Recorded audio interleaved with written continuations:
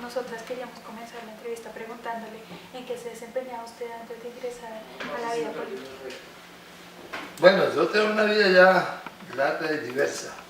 Primero, pues, estudié ingeniería, soy ingeniero sanitario, pero bueno, en aquel tiempo eso era, digamos, lo más parecido a ingeniería ambiental de la de hoy. Después tuve una beca, estudié en el exterior, fui profesor de la Universidad del Valle en ingeniería.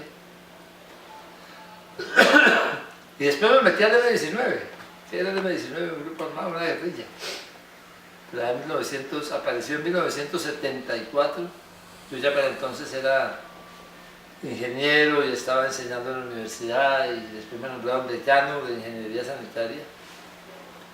Pero me llamó la atención un movimiento nacionalista, era la época en que pues, los jóvenes andábamos pensando en eso.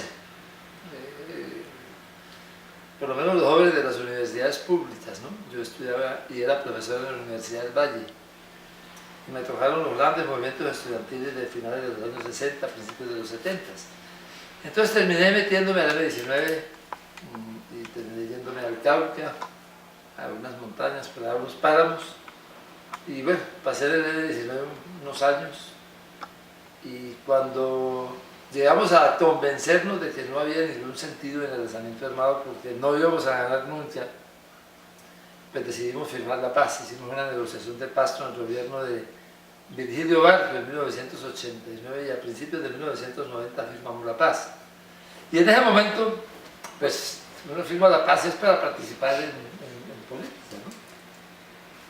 Pues al fin y al cabo el alzamiento armado era buscando cambiar el país por la que la tradición mostraba. Cuando no se podían arreglar las cosas por métodos institucionales, entonces se alzaban armas. Esa era la historia de Colombia. Y había habido un fraude el 19 de abril de 1970, de ahí viene el nombre de M-19. Entonces a un fraude que le hicieron al general Rojas Pinilla, y frente a un fraude nosotros dijimos aquí no hay nada más que hacer sino el alzamiento armado. Pero ese alzamiento, repito, no iba para ninguna parte, así que en 1990, en marzo, firmamos un acuerdo de paz y empezamos a participar en las elecciones. El primer candidato que tuvimos fue Carlos Pizarro. Ahí está la foto de él, por cierto. Carlos fue candidato a la presidencia y al mes y medio lo mataron. Iba en un avión volando entre Bogotá y Barranquilla y allá dentro del avión un sicario le disparó por la espalda y lo mató. Entonces yo era como el heredero, el segundo del M-19, así que entonces pues heredé esa candidatura a la presidencia y fui candidato a la presidencia en mayo de 1990 y luego pues de eso fui ministro de salud, fui miembro de la Asamblea Constituyente también por elección popular, sacamos una tercera parte de la Asamblea Constituyente, se llamó nuestro grupo. Y entonces fui presidente de la Asamblea Constituyente al lado de Álvaro Gómez y Horacio Serpa. Volví a ser candidato a la presidencia, volví a perder. Entonces me fui para Pasto, fui alcalde de Pasto.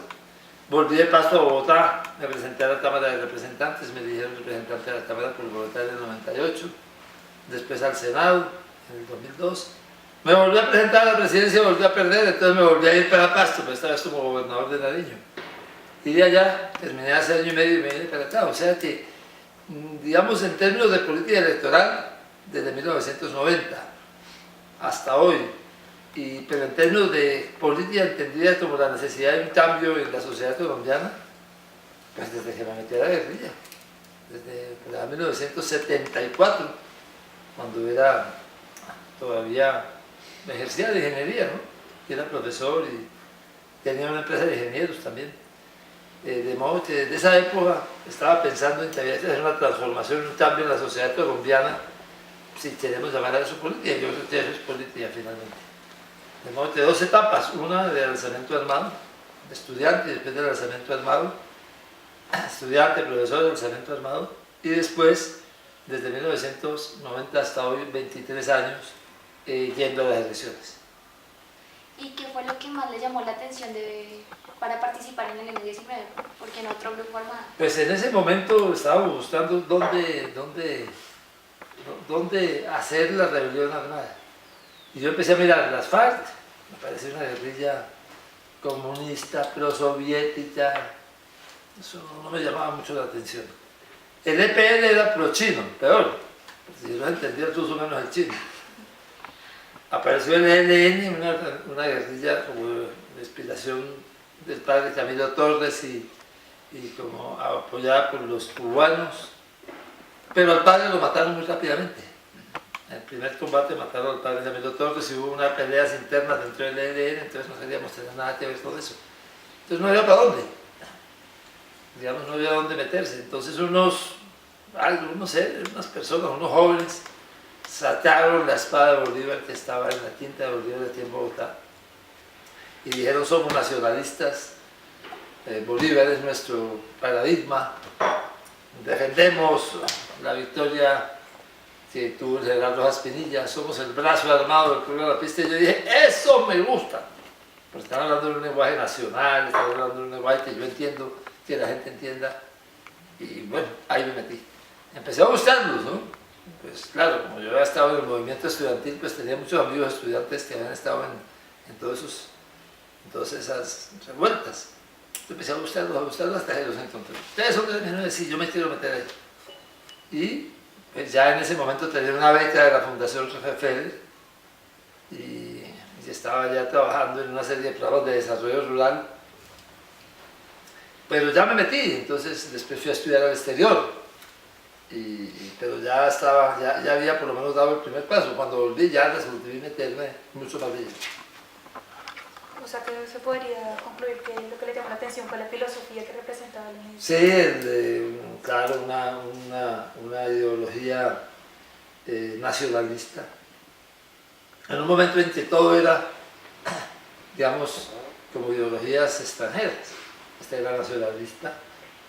También su vinculación al fraude electoral, la respuesta al fraude electoral.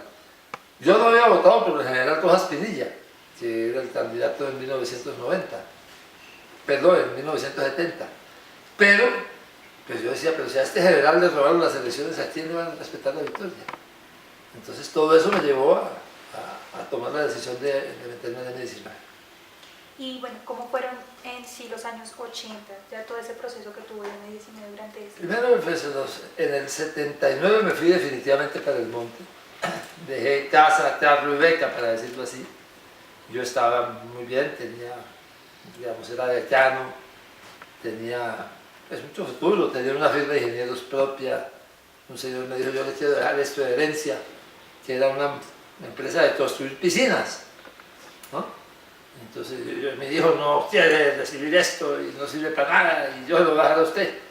Entonces me estaba dejando de herencia una fábrica, una empresa para construir piscinas. Y tenía mis clases en la universidad, diseñé algunos acueductos, hice unos sistemas de simulación de descontaminación del río Chao, que estaba muy metido en la forma técnica. Entonces dejé todo eso y ya no más porque me va a enloquecer, pues, con tanto trabajo. Y además de eso, miembro del M19, pues ya eso no aguanto. Entonces me voy. Y me fui al Cauca, a las montañas del Cauca, a la zona indígena, a tierra adentro. Y bueno, eso fue un primer periodo muy bravo de adaptación, a caminar por esas lomas tan empinadas, esos páramos. Pero ahí me adapté y después estuve en el Putumayo, en el Cajetá. Después me cogieron preso. Así que mi primer tiempo de residencia en Bogotá fue en La Picota, en la vieja Picota. Ya estuve 2 años.